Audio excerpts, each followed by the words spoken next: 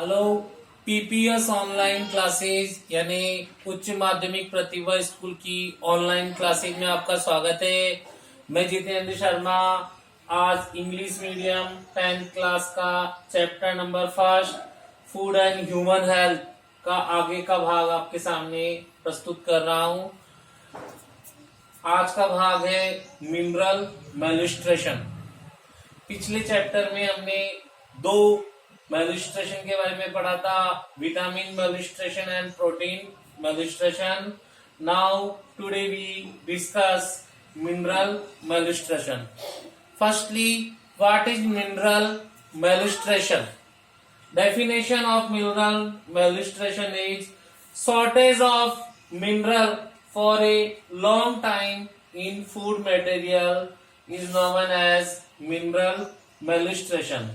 यानी जब किसी भी मिनरल या खनिज लवण की लंबे समय से भोजन के अंदर उपलब्धता नहीं हो पाए, कमी हो, तो ऐसी स्थिति को हम मिनरल मैल्यूस्ट्रेशन के नाम से जानते हैं। Man mineral sources and it function. हम मैन मिनरल सोर्सेज और उनके फंक्शंस के बारे में टेबल के द्वारा देखते हैं। Firstly, name of mineral is sodium Na। First mineral है सोडियम या Na। The main sources of sodium is salt, fish, meat and egg. इसके मुख्य स्रोत नमक, मछली, मांस और अंडे होते हैं। The main function of sodium is muscle construction, यानी पेशी के अंदर जो कंस्ट्रक्शन पाया जाता है, सिकुड़न और फैलाव, उसका कार्य करता है। Electrolysis of body, balancing the body. इसके अलावा शरीर में जो खनिज लवण है, जो आयन है, उसको शरीर में संतुलित करता है और शरीर के संतुलन को आयन द्वारा बनाए रखने का कार्य करता है। The second mineral is potassium. Its symbol is K. The sources of potassium is all food materials. सभी भोज्य पदार्थ का स्रोत पोटेशियम है। Then the function of potassium is muscle construction, पेशीय में सिकुड़न फैलाव।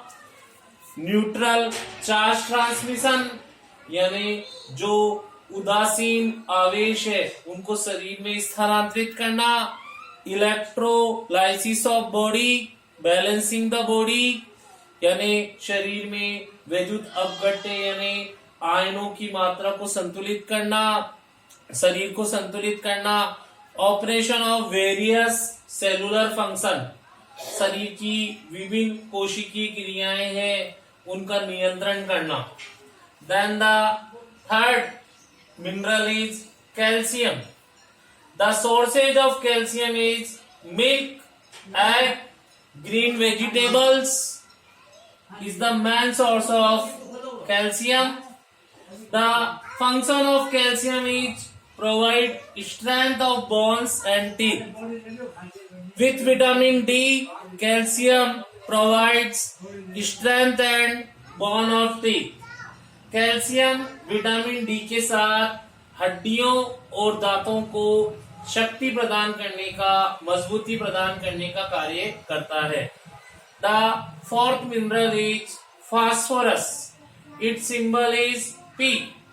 चौथा खनिज लवण फास्फोरस है, इसका प्रतीक P होता है। The sources of phosphorus is milk, green vegetables, millet, ragi, dry fruits. इसका मुख्य स्रोत दूध, हरी सब्जियां, मिलेट, बाजरा, रागी और सूखे हुए मेवे होते हैं। The function of phosphorus is calcium provide strength to the bone and teeth। Phosphorus है, it provide strength of bones and teeth with calcium। ये कैल्शियम के साथ मजबूती प्रदान करता है दांतों को और हड्डियों को। The fifth mineral is iron. Its symbol is Fe. The main source of iron is egg, meat, millet, ragi, carrot and jaggery. इसके मुख्य स्रोत अंडा, मांस, बाजरा, रागी, गाजर और गुड़ है. Its function is the main function of iron is production of hemoglobin with mixing the blood. इसका मुख्य कार्य हीमोग्लोबिन को का निर्माण करना है और उसको रक्त में मिलाना है. And second function of iron is oxidation of tissue. और दूसरा कार्य है कि शरीर के अंदर ऊतकों तक ऑक्सीजन को पहुंचाना यानी ऑक्सीकरण करना. The sixth mineral is iodine. Its symbol is I. छठा मिनरल आयोडीन है. इसका प्रतीक I है. The main sources of iodine is salt. इसका सोर्स है salt, seafood, समुद्री भोजन, ब्लैकबेरी, जामुन एंड ब्लैक साल्ट और काला नमक. The main function of iodine is production of thyroxine hormone. Iodine का मुख्य कार्य थायरोक्सिन हार्मोन का निर्माण करना है. Then we study 6 type of minerals. हमने 6 प्रकार के खनिज लवणों के बारे में देखा है. Due to shortage of any mineral for a long time in food, then mineral malnutrition is generated.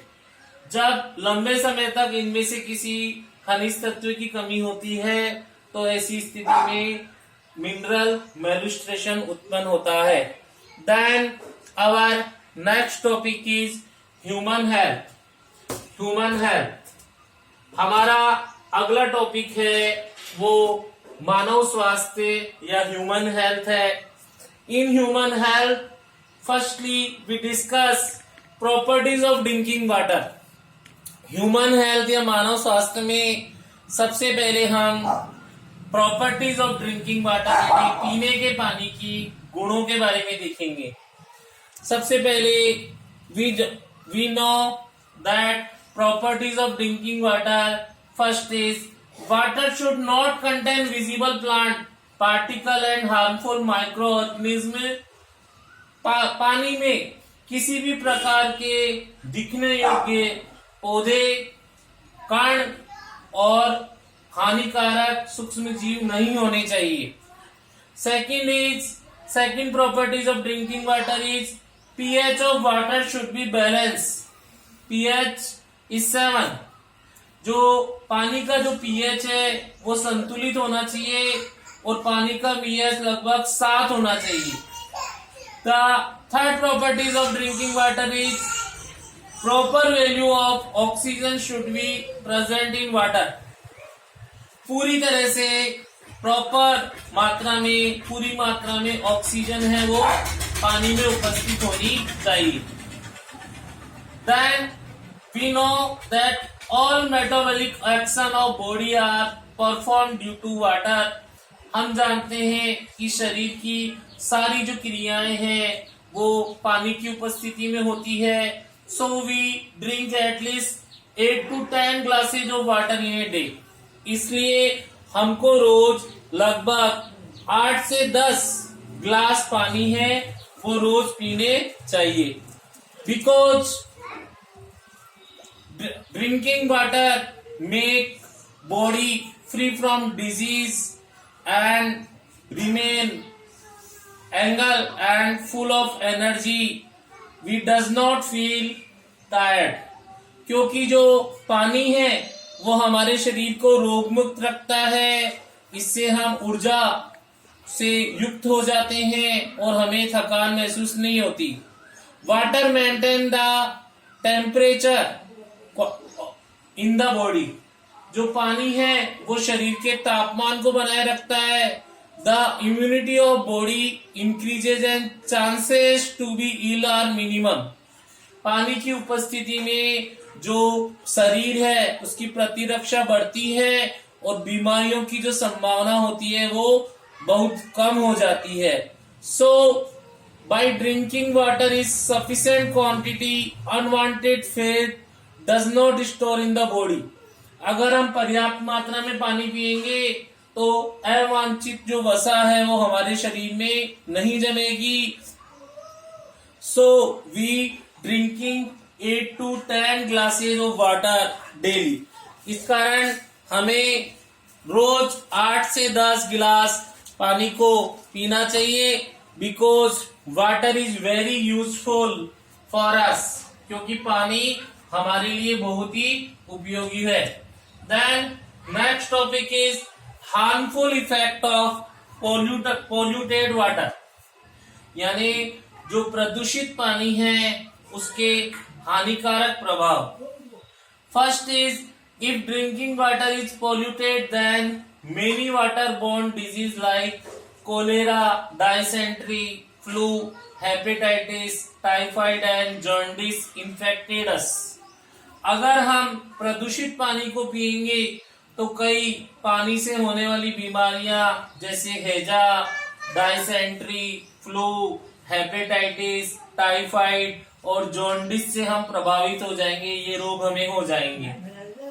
And second point is Bala and Naru disease. Bala and Naru disease infected us. बाला और Naru disease हमको प्रभावित करेगी. बाला और Naru disease is cause by it is a pathogenic worm disease. ये एक रोगजनक कृमि से होने वाला रोग है. The pathogenic worm which generate Bala or Naru disease is known as Dracunculus mendinensis. The worm which create Bala or Naru disease is name is Dracunculus mendinensis.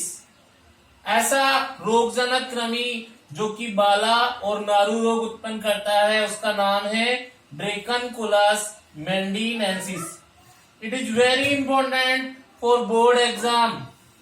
ये बोर्ड एग्जाम के लिए बहुत महत्वपूर्ण है क्योंकि पूछा हुआ है.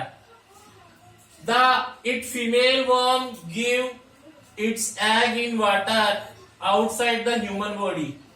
ड्रेकलकुलस मेंडिनेंसिस की जो मादा कृमि होती है वो अपने अंडों को मानव शरीर के बाहर पानी में देती है. If we drink polluted water, अगर हम प्रदूषित पानी पिएंगे then its eggs enter in our body, तो इसके अंडे हैं वो हमारे शरीर में प्रवेश कर जाएंगे and make बाला और नारू डिजीज, और हमारे में बाला और नारू डिजीज उत्पन्न कर देंगे.